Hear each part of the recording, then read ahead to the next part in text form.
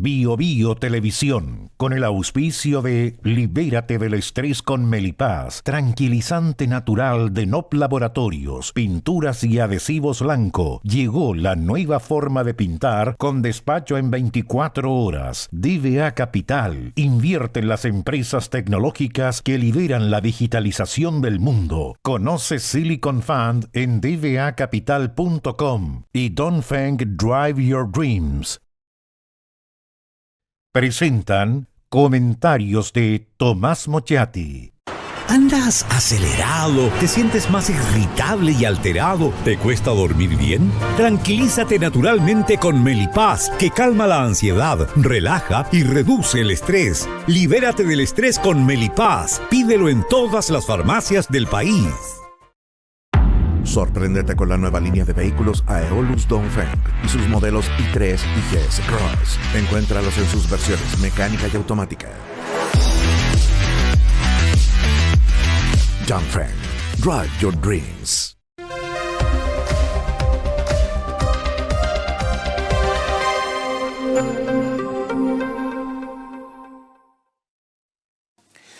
Esta es una crisis grande, tan grande que puede ser terminal.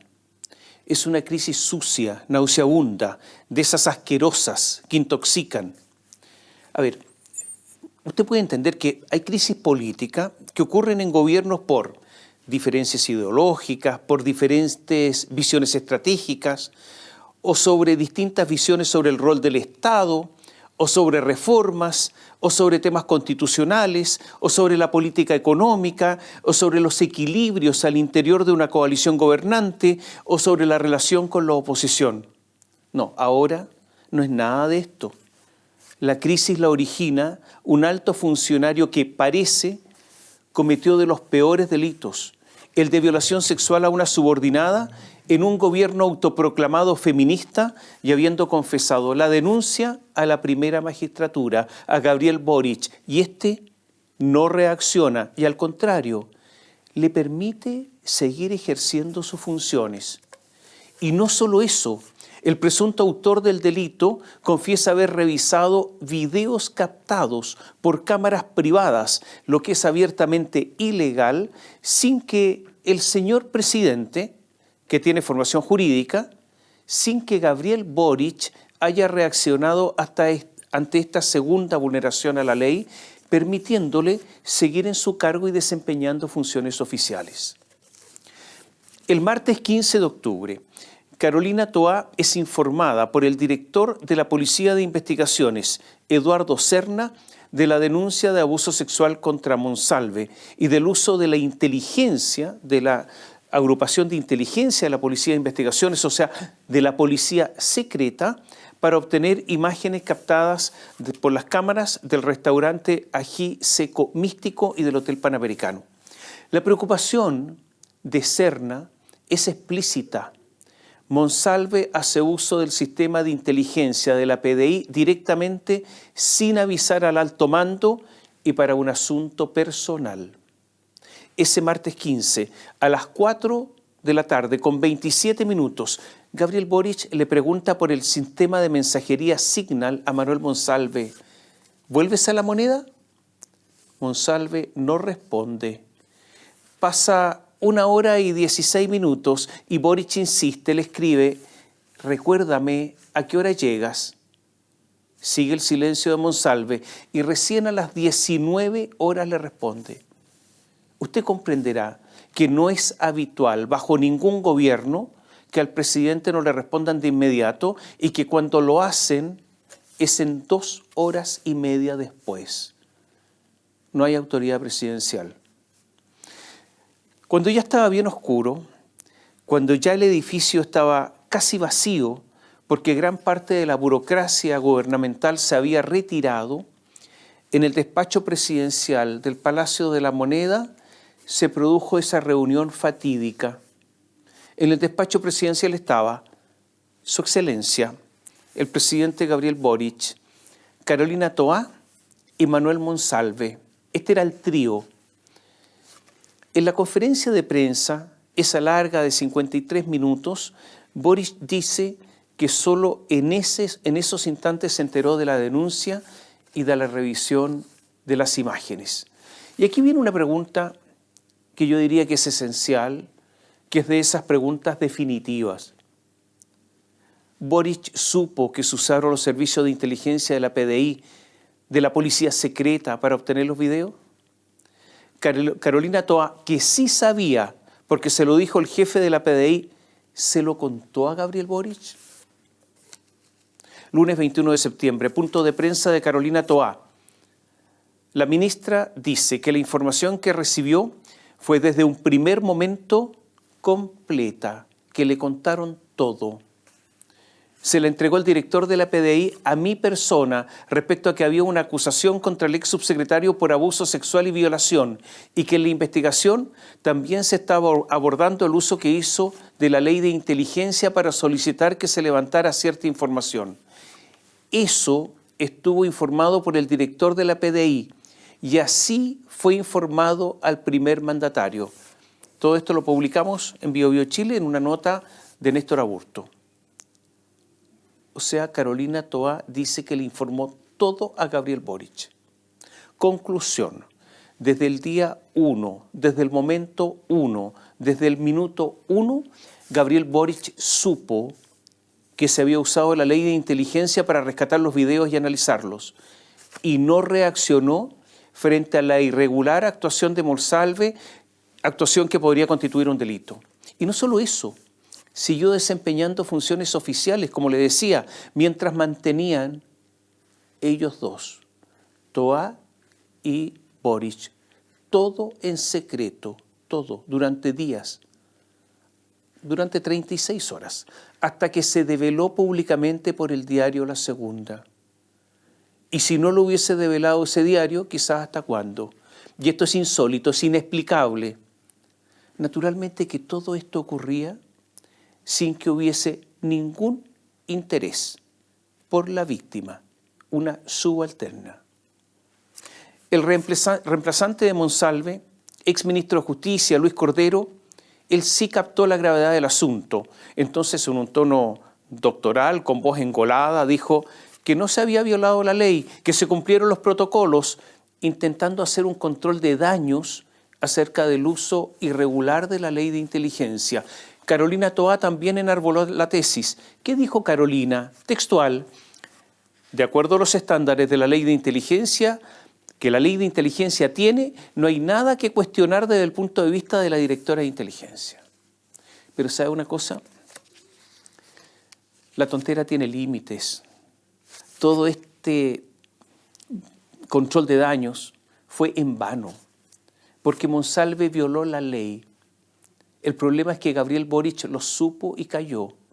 Y también lo supo Carolina Toá y se silenció. A ver, le voy a explicar algo. En el sistema de inteligencia participan varios órganos de inteligencia que tiene el Estado chileno. Entre ellos, la Policía de Investigaciones a través de su Brigada de la Inteligencia o de Inteligencia. La PDI depende del Ministerio del Interior y opera a través de la Subsecretaría del Interior. ¿Pueden pedir la Subsecretaría del Interior operaciones de inteligencia directamente a la inteligencia? No al mando de la PDI, sino a la inteligencia. Sí. ¿Son secretos sus informes? Sí. ¿Son secretos para el director de la PDI? Parece que sí, parece. ¿Pueden usar agentes sin identificación y además agentes encubiertos? Sí. El problema es que el artículo 23 de la Ley de Inteligencia autoriza el uso de medidas intrusivas para los servicios de inteligencia cuando el objetivo sea, y esto es textual, resguardar la seguridad nacional y proteger a Chile y su pueblo de las amenazas del terrorismo, del crimen organizado y el narcotráfico. Aquí está el problema, porque nada de eso estaba comprometido. La orden de Manuel Monsalve fue ilegal, porque no era para resguardar la seguridad nacional, no era para protegernos del terrorismo o el crimen organizado o el narcotráfico. No era para ninguna de esas cosas, era para un asunto personal y además delictual. Representó, o sea, le dijo la directora de inteligencia Cristina Vilches, a Monsalve que su orden era ilegal? ¿Se lo dijo? No. Es verdad, puede ser que haya sido engañada, que Monsalve le contó una historia, pero cuando ya avanzaron las diligencias, cuando todo era ya bastante evidente, ¿le dijo en algún momento más adelante, cuando todo era obvio, que esto era ilegal? No. Cristina Vilches, la directora de inteligencia de la PDI, fue destituida. Tenía muy buenos contactos políticos, era una pluricondecorada, fue ni más ni menos que la primera mujer a cargo de un servicio de inteligencia en Chile. Se tuvo que ir. ¿Se dio cuenta Eduardo Serna, el director de la PDI, con las primeras indagatorias, después de recibir la orden de investigar la violación, de investigar la violación que habría cometido Monsalve desde la Fiscalía, de que había una ilegalidad? Sí. ¿Se lo dijo a Carolina Toá acerca de la forma ilegal en que Monsalve había ordenado a la inteligencia? Sí, se lo dijo a Carolina Toá. ¿Se lo dijeron a Boric? O sea, ¿se lo dijo Carolina Toá a Boric? Sí. O sea, según lo que se sabe hasta ahora, ¿actuó bien Eduardo Serna al informar de la denuncia y del actuar irregular de Monsalve a Toá? ¿Lo hizo bien cuando le informó a Toá? Sí. Hay otra pregunta. ¿Solicitó Monsalve, atención con esta pregunta, ¿solicitó Monsalve la actuación de otros servicios de inteligencia? Sepa usted que se está investigando si actuaron carabineros antes que la inteligencia de la PDI. Javier Armendáriz, el fiscal, envió al general Enrique Monraz un oficio pidiendo que informe si la inteligencia de carabineros operó en el hotel, en el restaurante o sus alrededores. Y esto en un periodo prolongado hasta el día de hoy, 1 de septiembre hasta el día de hoy. Y de ser efectivo, el nombre de los funcionarios y el motivo. Atenti, el oficio enviado a carabineros al general Monraz hasta este instante no ha sido respondido. ¿Algo más? Sí, algo más. Sugiero investigar si hubo intentos desde el Palacio de la Moneda para comprometer a otro servicio de inteligencia perteneciente a las Fuerzas Armadas. Y hasta aquí llego para que se aclaren estas cosas. Queda claro que lo de Luis Cordero fue una intentona fracasada y esto lo demuestra el despido de la directora de inteligencia Cristina Vilches, porque es imposible parar la avalancha de pruebas que hay sobre este tema, porque Eduardo Serna la despidió porque ejecutó órdenes ilegales y ahora se sabe que los agentes secretos, la policía secreta, no solo se retiraron las imágenes, estos policías del restaurante y del hotel. El diario La Tercera cuenta que también llegaron a la central de cámaras de la Municipalidad de Santiago, mintiendo, diciendo que investigaban un secuestro. Esto era falso. Y se incautaron grabaciones de esa noche, del 22 al 23 de septiembre, de las calles cercanas a Maquíver, Teatinos, Monjitas, Huérfanos, Morandé, etc. Todo esto en la noche del 22 de septiembre. ¿Se llevaron las grabaciones? Sí, se las llevaron.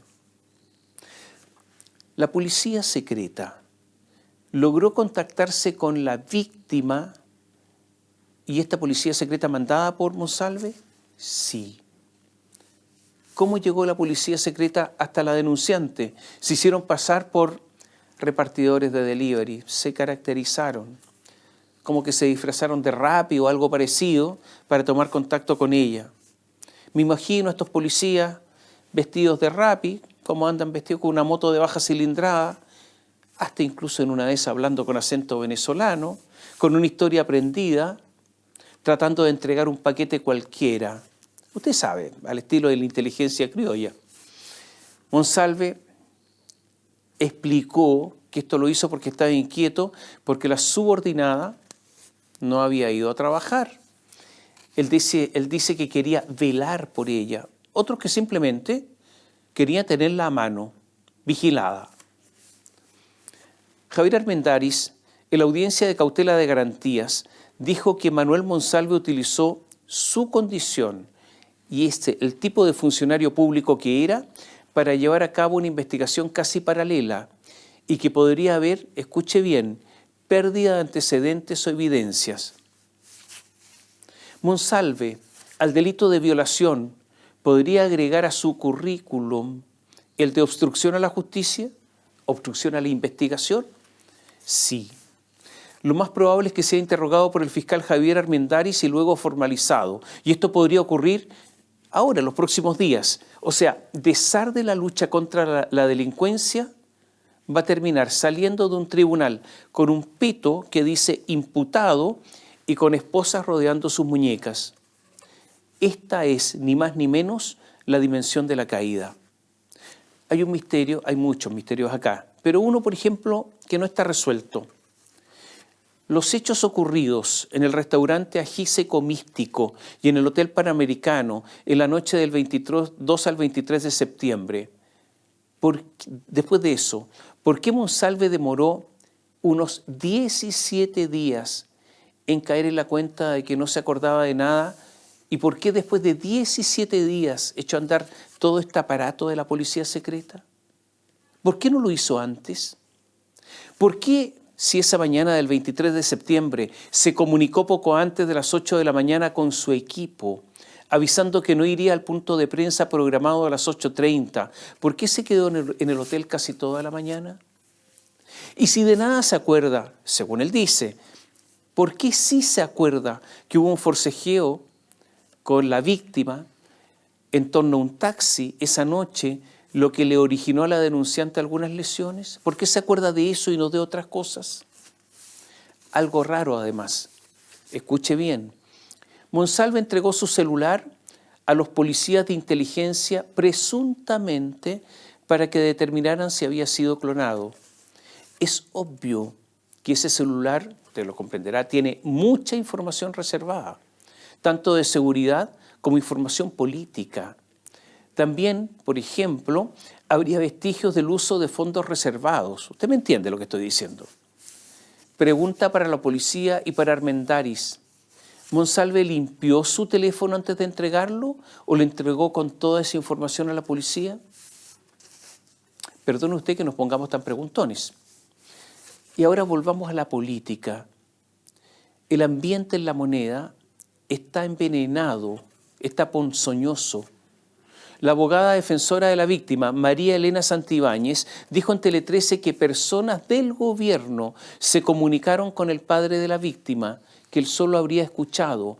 Además, dijo que personas del círculo donde trabajaba la víctima, o sea, en la Subsecretaría del Interior, la amenazaron con las siguientes palabras: puedes aparecer muerta o puede pasarte algo a ti o a otra persona. O sea, parece que hay delincuentes en la Subsecretaría del Interior porque eso es un delito. O sea que hay un ambiente gangsteril en el Palacio de Gobierno. ¿Para qué hablar de la ley Karim? Porque de eso no se oye padre. Está tan tóxico el ambiente en Palacio que sectores cercanos a Boric habrían deslizado la idea que Carolina Toá no le había contado todo al presidente cuando le informó, en concreto el uso de la policía secreta en un intento por salvar al primer mandatario y someter a Toá a un acto de inmolación. Eso ya no es posible. Cualquiera que critique a Toá necesariamente, por lógica elemental, debe dirigir la misma crítica a la autoridad presidencial, porque fue esa autoridad la que tomó las decisiones de que no le importara el uso de la policía secreta, de mantener a Monsalve en el puesto y de no preocuparse por la presunta víctima. Naturalmente que en la práctica las cosas son distintas. Toá tiene las horas contadas y es posible que abandone el cargo en los próximos días cuando ya se conozcan los resultados de las elecciones de este fin de semana y que por carambola llegue al ministerio Luis Cordero. Toá saldrá del ministerio desplumada y sin ninguna posibilidad de que sea defendida por su partido, el PPD, que está convertido en un partido chico, poco relevante. Habrá terminado también su eventual candidatura presidencial.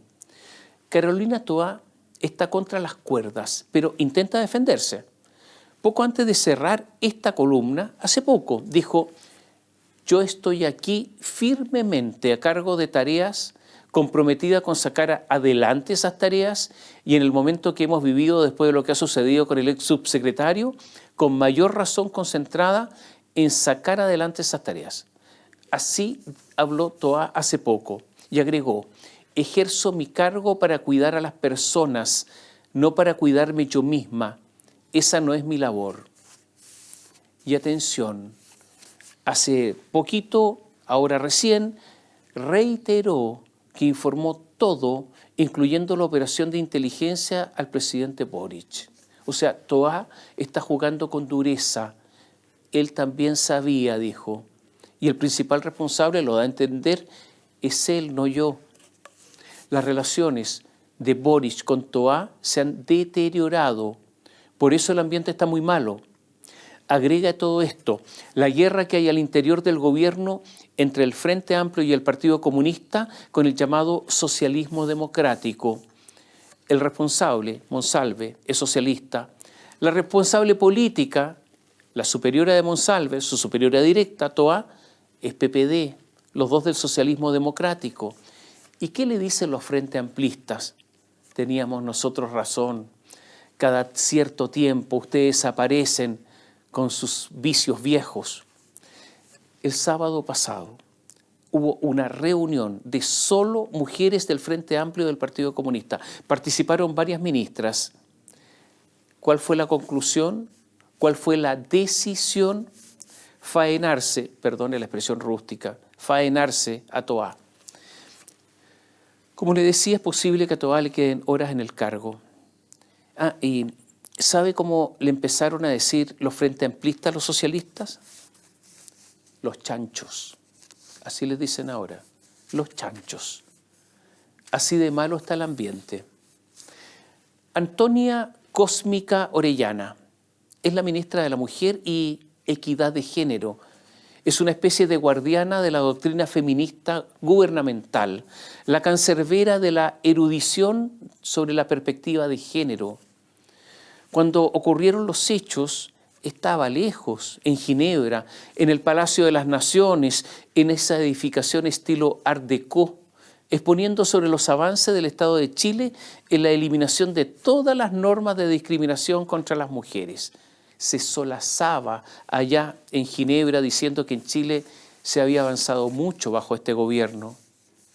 Nadie levantó el teléfono y le avisó de lo que estaba pasando acá, porque resulta que Carola y Gabriel, así los trata o trataba Antonia Cósmica, habían decidido guardar el secreto de Manuel. Entre paréntesis, tampoco supo Camila Vallejo. A ella la dejaron fuera de este asunto. Los secretos, cuando son más de dos, ya no son secretos, dicen ellos. Y llegó a Santiago la ministra de la Mujer y ese jueves se encontró con la bomba. Voy a hacer un paréntesis, ¿me lo permite? El jueves 24 de septiembre, Manuel Monsalve estaba exponiendo ante los diputados sobre la ley de presupuesto en la parte de seguridad pública. Estaba con él Carolina Toá. Al lado de Monsalve estaba el subsecretario de Prevención del Delito, Eduardo Vergara. Y resulta que mientras se exponía Monsalve, Vergara recibe una alerta en su celular con la denuncia del diario La Segunda de que ese señor que estaba al lado estaba siendo acusado de ser un violador. Entonces supuso que Monsalve no tenía idea de esta denuncia porque actuaba en forma tan imperturbable, con tal aplomo, con tan tranquilidad, que no se le pasó por la cabeza que estaba al tanto de todo. Entonces le pegó bajo la mesa una patada leve, después un codazo, intentó que mirara de reojo su celular para que se enterara de lo que estaba pasando. Una inquietud que se había reproducido entre los diputados asistentes, a los que también en el celular les había llegado la alerta. Y Monsalve, como si nada, ni a Vergara ni a nadie se les pasó por la cabeza, por la actitud que demostraba, que Monsalve sabía, que Toá, que estaba ahí, también sabía, que Gabriel sabía, por esta actitud de irreflexiva tranquilidad. Vuelvo a la ministra de la Mujer, Antonia Orellana. Ella tiene tanto poder, pero tanto poder en este gobierno, bueno, forma parte del comité político, que en estos momentos hay encargadas de género full time en cada ministerio, en cada subsecretaría e incluso en algunas seremías y servicios públicos. En todos estos lugares hay una oficina con asesoras de género encargadas de la paridad, de la conformación de los equipos y en el resguardo del lenguaje inclusivo. Y todas esas personas, verdaderas, como les decía, guardianas, responden a ella, a la ministra, una especie de comisariato al estilo soviético, para ver, para mirar, para denunciar, para inquirir, sin, creo hasta ahora, al menos, llegar a la Inquisición, o casi. Y ocurre que Antonia Orellana estaba enojada.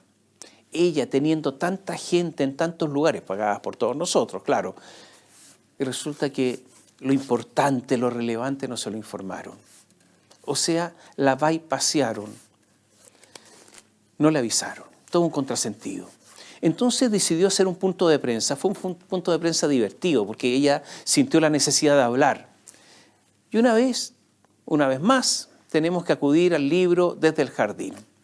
Se limitó no a hablar del caso específico, de todo lo que estaba ocurriendo, sino que a leer una especie de cartilla de cuántas cosas habían hecho en el ministerio, de los planes en general, algo que está en la página web del ministerio. O sea, una manifestación de la pulsión insana de decir algo, lo que sea, de aparecer. Así terminó esta conferencia de prensa. Pero como estaba enojada, resulta que Antonia Orellana gritoneó al presidente en Palacio, con gritos tan altos que fueron latamente escuchados. Y además se enfrentó a Carolina Toá en una conversación durísima. Las relaciones quedaron muy deterioradas, tan deterioradas que yo diría que el Palacio no soporta a las dos. Una tendrá que salir, o las dos.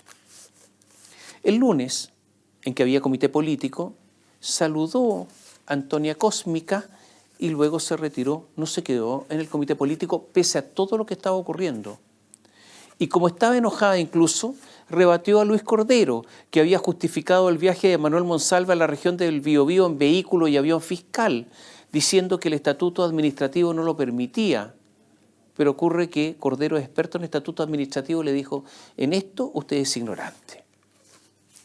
Tratando de recuperar lo perdido, Antonia Orellana entonces dio una entrevista en la CNN, tratando de salvar a Gabriel, y dijo que el presidente había demorado en despedir a Manuel Monsalve, porque Manuel Monsalve no es un portero en servicio público. Y aquí estamos hablando nada más, porque estamos hablando aquí, dijo, nada más ni nada menos que del encargado de la seguridad del país. Estas son las declaraciones que indican, como les decía antes, que la crisis del gobierno es terminal. Porque la guardiana de la integridad femenina, diciendo que sin perjuicio de sus responsabilidades, hay que dar todo su tiempo al acusado de violación sin preocuparse de la víctima, porque además hay una diferencia, si hubiese sido un portero lo echamos de inmediato, estableciendo claramente la existencia de privilegios. Esto es brutal. O sea, hay tratos distintos.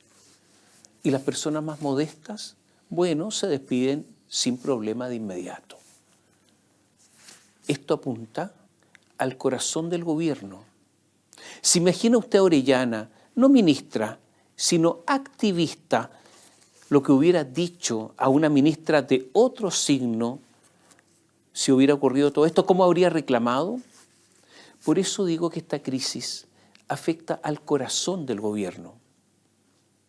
Todo esto es de una enorme trascendencia porque en un gobierno feminista, autoproclamado feminista, la mujer que habría sido violada no importó. Ahora recién dicen que sí les importa, pero es una reacción a la crítica. La verdad es que no les importó, partiendo por Gabriel Boric y Carolina Toá. Solo se preocuparon de atender a Manuel Monsalve. Por esto es que todo lo que ocurre es una crisis en el corazón del deber ser del gobierno. Gabriel Boric, 10 días después de conocer los hechos, recién ahora hizo una declaración diciendo: nuestro deber es creerle a la víctima. Yo le creo. Pero sabe que después de 10 días es una declaración que parece formateada, forzada, poco sincera, demasiado tarde. ¿Entenderán en el gobierno, como decía antes, que esto es terminal? El caso Cabal, el que significó el fin del gobierno de Bachelet porque prometía estar en contra de los privilegios y los abusos, fue un caso brutal. Este gobierno, autoproclamado feminista, prometió proteger a las mujeres. Y esto es lo que no ha hecho. Prefirió al compañero Monsalve. Esto es mucho peor que el caso Cabal. ¿Dónde están los movimientos feministas? ¿Y dónde están las tesis? ¿Ellas harán una presentación ahora frente al Palacio de la Moneda? ¿Qué pensarán? Mejor, ¿qué sentirán las mujeres que han sido abusadas y que creían que este era su gobierno? Pero ¿se da cuenta usted la enorme torpeza de Boris Toá y de Antonia Cósmica? Algunos ya hablan de feminismo de utilería, o sea, de esos elementos que solo se usan en una obra de teatro, en una representación. Paula Walker fue ex jefa de comunicaciones de Michelle Bachelet y dijo lo siguiente en una columna en el diario La Tercera. Dijo así: la mujer que denuncia hechos de connotación sexual es valiente y solidaria. Solidaria con las víctimas que en el pasado no se atrevieron a denunciar. La mujer que denuncia lo hace con la ilusión de que su gobierno, autoproclamado feminista, no solo comprenderá mejor las cosas, sino que podrá sentirse más protegida y acogida como la víctima que es. ¿Por qué fue lo que encontró la mujer que denunció a Manuel Monsalve las acciones del gobierno por el que votó? Ella confirmó una vez más que correr el velo de un poderoso tiene costos insospechados. Y agrega Paula Walker más adelante, confirmó que mientras ella debía esconderse, el subsecretario usaba su poder para iniciar informes de inteligencia de la PDI, revisar cámaras de seguridad, hablaba más de una vez con el presidente de la República, tenía tiempo para viajar en avión institucional y renunciar desde La Moneda cuando un diario publicó la denuncia y precipitó su caída. Y sigue Paula Walker. ¿Qué vemos las otras mujeres en este caso? Observamos un gobierno errático, paralizado, tartamudo, rabioso, enojado con la prensa, con respuestas ensayadas, pero imposibles de convencer. Y dice más adelante, hemos visto al presidente hablar de una supuesta víctima, pues le han disparado a su regalón y él no termina de reponerse del golpe. Y remacha, ¿dónde quedó la transformación cultural, la deconstrucción, el feminismo, el lenguaje inclusivo de la clase política que gobierna si frente al caso más explícito de dolor, humillación y abuso de poder, el silencio cunde entre sus filas? ¿Qué dicen las ministras, las asociaciones de funcionarias y funcionarios? ¿Qué dicen las parlamentarias y parlamentarios? ¿Y los militantes del Partido Socialista? Y ahora agrego yo, aunque el lenguaje ese que en verdad se ha ido olvidando, ese del nosotras, nosotres, aparecerá cada día más como una impostura. Cuando se hable será una especie de falsificación, un simple amaño. Y más allá de las palabras, de la proclama, de lo que se dice en medio del asambleísmo, en una campaña presidencial, en un folletín, en un volante, siempre todos sabemos que las cosas se prueban, que los hombres y mujeres se prueban cuando se encuentran ante las pruebas que siempre impone la vida. Y cuando había que actuar y no solo proclamar, el silencio, el ocultamiento de Boric y Toá es todo el símbolo del fracaso que significa una promesa incumplida. Es por esto, esencialmente por esto, que el asunto es terminal. En el intento de salvar Bártulos, el gobierno finalmente ha dejado caer a Manuel Monsalve. Renunció al Partido Socialista, se adelantó a que lo expulsaran. Gonzalo Vinter ahora lo acusa de traicionar al presidente, de ser un traidor. O sea, lo van a demoler. Ahora, porque eso indica, ¿sabe qué? El simple cálculo político. Como la política vive momentos bajos, la presidenta del Partido Socialista, Paulina Bodanovich, habría dicho que dejó anotado eso de que el Partido Socialista perdió el cupo en la Subsecretaría del Interior. O sea, cree que el cupo le correspondía en propiedad al PS, incluso después de todo lo que ha pasado. ¿Sabe qué? Si Dios no existe, habría que crearlo para que la perdone.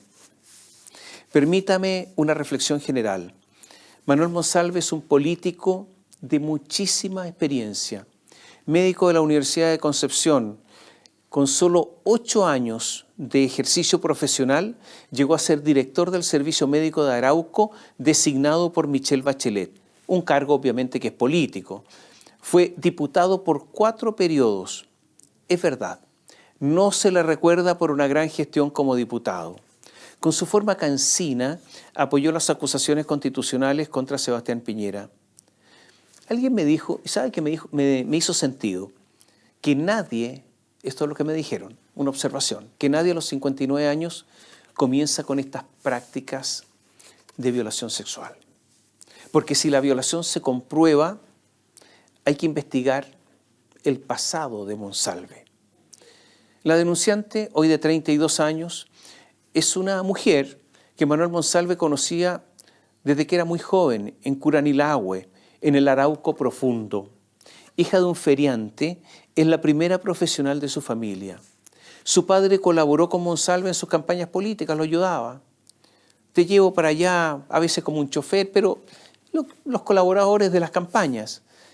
Pero justamente por esta relación, todo esto es tan brutal. Y es tan brutal el abandono de la denunciante. Fue Manuel Monsalve el que la trajo a Santiago y le dio trabajo. Hay que estar atento a las pericias del Servicio Médico Legal. Atención que el peritaje del Servicio Médico Legal hundiría a Monsalve.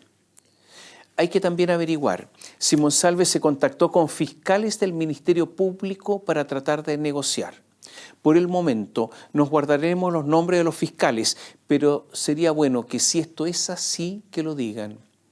Ese intento habría abortado porque el padre de la víctima, de la denunciante, desilusionado con Monsalve, lo habría enfrentado.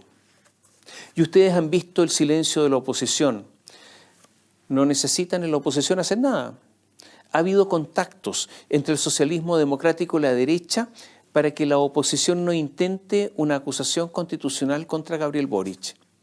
Hubo seguridades de que no se interpondrá ninguna acusación constitucional. Desean en el fondo que Boric se deteriore a fuego lento. Y ahora hago un pequeño paréntesis. Íñigo Errejón, le repito el nombre, Íñigo Errejón, es o era uno de esos íconos de la política española, ideólogo de Podemos, que es el símil del Frente Amplio chileno, o sea, perteneciente a la izquierda radical, esa que sigue a Alberto Laclau, que es el autor preferido del Frente Amplismo chileno. Junto a Pablo Iglesias fueron una dupla referente de la política española. Iglesias se retiró y hoy es una figura de escaparate, de esas que en una vitrina se miran pero no se compran. Errejón se retiró de Podemos y estaba en Más País. Íñigo Errejón es un referente de los Frente Amplistas chilenos. Es fácil encontrar fotos donde está Errejón, Gonzalo Vinter, Diego Ibáñez, Toti Orellana, la ministra, Gabriel Boric a veces tuiteaba con partes de su libro subrayadas.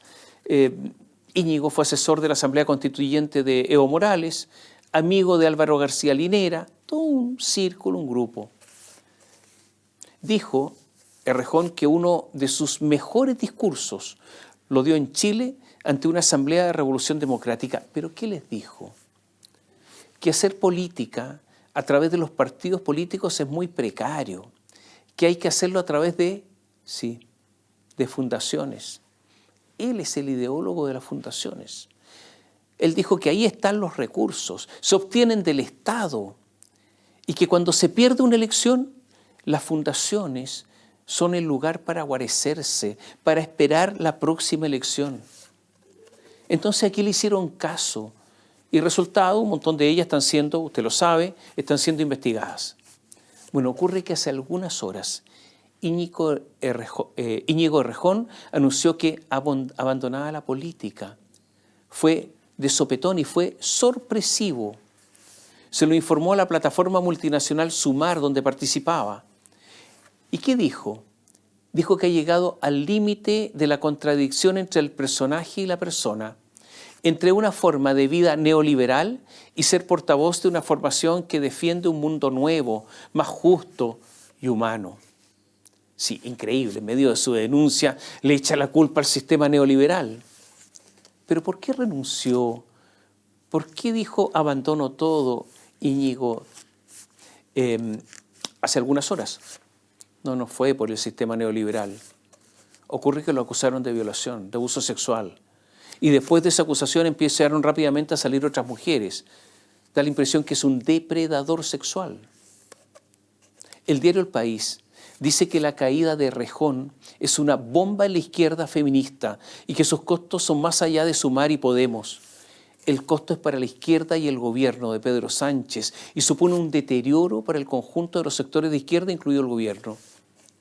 La sociedad no va a discriminar, dice en este tema. Hay un clima de sospecha, dicen los españoles, por no haber actuado antes, porque se comentaba que este señor tenía ese tipo de vida.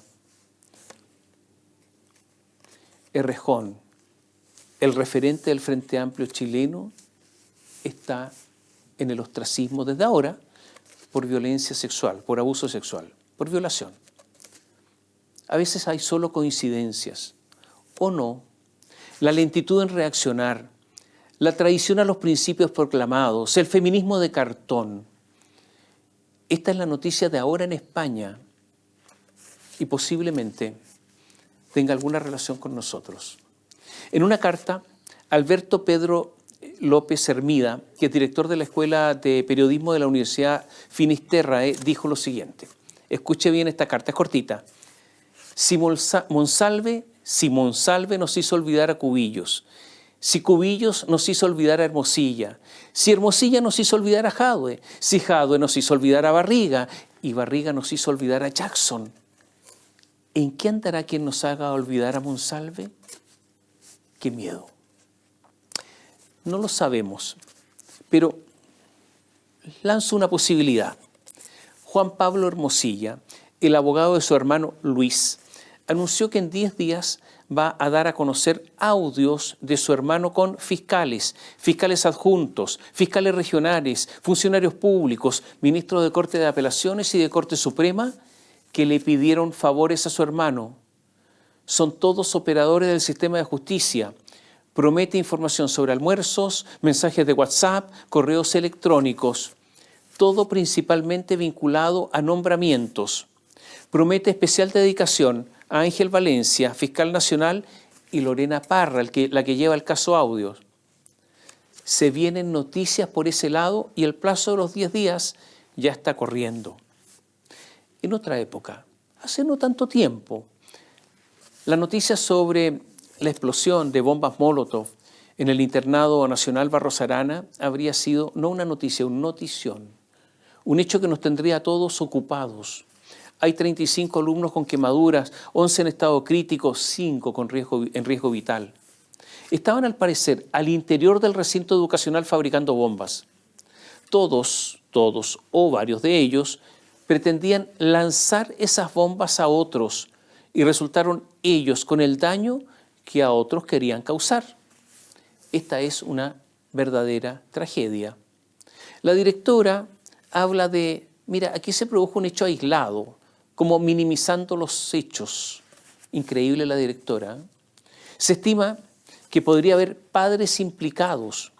María Cañas, la fiscal, dice lo siguiente, la que está investigando los hechos. Hace 4 años estamos con este tipo de sucesos, antes incluso de la pandemia. Después de ello me ha tocado tomarles declaraciones a muchos profesores que señalan a veces estar amedrentados de dar información. Profesores amenazados por los alumnos y la directora del colegio dicen son hechos aislados, impresentable. Pero lo peor es que hubo una declaración de los apoderados, o sea, de los padres del colegio, y se la leo. Escuche bien, ser tajantes en condenar y no dejar espacio a ningún intento de criminalización a estudiantes, que por lo demás se presume que son menores de edad, sujetos de derechos de acuerdo a nuestra legislación vigente. Las manifestaciones extremas son múltiples y siempre habrá quien esté dispuesto a arriesgar su vida y su libertad por hacer ruido suficiente para ser escuchado. Ojalá todos tuviéramos a nuestros hijos cómodos, amados y resguardados, pero hay jóvenes que traen rabia, pena y una enorme incertidumbre al futuro. Manifestarse es un derecho, vivir sin nada que reclamar es un privilegio. O sea, los padres prácticamente apoyaron estas manifestaciones de sus hijos. Rechazaron esto de criminalizar. Bueno, resulta que armar bombas Molotov es un delito. O sea, son criminales. Estamos jodidos, ¿eh? En el Internado Nacional Barros Arana, padres e hijos están en la misma. Naturalmente que habrá algunas excepciones. Pero esto ya no es noticia porque la violencia se normalizó. Nicolás Cataldo, el ministro de Educación, condenó la violencia de los hechos, pero ellos, el excomunista del Partido Comunista, apoyaron la violencia de la revuelta, como él la llama, de hace 5 años, por lo tanto nadie le cree. Alguien, no sabemos si digitado por él, presentó un recurso de protección para anular, por violar una garantía constitucional, la acusación constitucional que destituyó al juez Sergio Muñoz en el Congreso Nacional. Lo notable es que la Corte de Apelaciones de Valparaíso, donde Muñoz posee una verdadera claque, no declaró inadmisible la acción, sino que la acogió a tramitación. Entonces, se podría dar la situación potencial que se acoja el recurso en la Corte de Apelaciones de Valparaíso y luego por sus compañeros de la tercera sala de la Corte Suprema y obviando lo resuelto por el Congreso, o sea, la destitución, lo reintegren a los tribunales. Naturalmente que todo eso sería inconstitucional, pero la doctrina Muñoz lo permite y esa con sus herederos sigue vigente. La cosa en el país está tan revuelta que una mañana, conduciendo noticias, me encontré con lo siguiente. Algunas noticias de esa mañana, esta semana ocurrió. Leo solo los encabezados. El candidato a la reelección por la alcaldía de Laja, Roberto Quintana, fue nuevamente condenado como autor del delito de acoso sexual a una trabajadora del municipio. En prisión preventiva quedó el exalcalde de Puerto Montt, Gerboy Paredes, acusado de delitos de corrupción y lavado de activos cometidos principalmente en el DAEM. Otros 2 imputados quedaron con arresto domiciliario total. En calidad de imputado está el candidato a la reelección por la alcaldía de Temuco, Roberto Neira, debido a la investigación por el presunto delito de lavado de activos y fraude al fisco, tras un audio donde se menciona que recibió financiamiento de la coordinadora Arauco Mayeco, o sea, de la CAM, la de Héctor Yaitul. El Pleno de la Corte de Apelaciones de Talca acogió la solicitud formulada por el Ministerio Público y declaró el desafuero del diputado Juan Francisco Pulgar Castillo, imputado como autor del delito consumado y reiterado de violación de mayor de 14 años de edad, cometidos durante 2014 en la región del Maule. Durante estas elecciones seguirá en prisión preventiva Juan Ramón Godoy, el exalcalde de Rancagua, imputado por fraude al fisco, cohecho y lavado de activos. Todo esto en una sola mañana. Algo pasa, ¿no cree? Mientras tanto, esperemos las elecciones, sus consecuencias, el cambio de gabinete que se viene, la masacre que todos harán ahora del solitario Manuel Monsalve, su formalización, su encarcelamiento, con, esperemos, porque se está produciendo la evidente pérdida de poder del presidente, o del presi, como le dicen, y ojalá que Antonia Cósmica no gritonee más al presidente. ¿No se da cuenta, Antonia, que ya no vale la pena?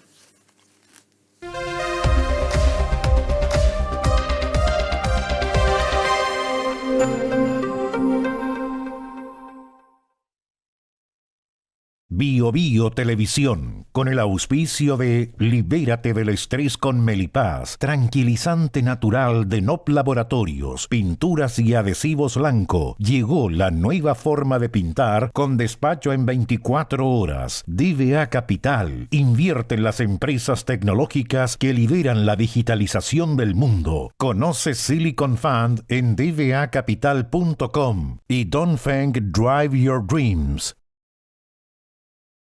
Presentaron comentarios de Tomás Mochiati. ¿Andas acelerado? ¿Te sientes más irritable y alterado? ¿Te cuesta dormir bien? Tranquilízate naturalmente con Melipaz, que calma la ansiedad, relaja y reduce el estrés. Libérate del estrés con Melipaz. Pídelo en todas las farmacias del país. Sorpréndete con la nueva línea de vehículos Aeolus Dongfeng y sus modelos i3 y GS Cross. Encuéntralos en sus versiones mecánica y automática. Dongfeng, drive your dreams.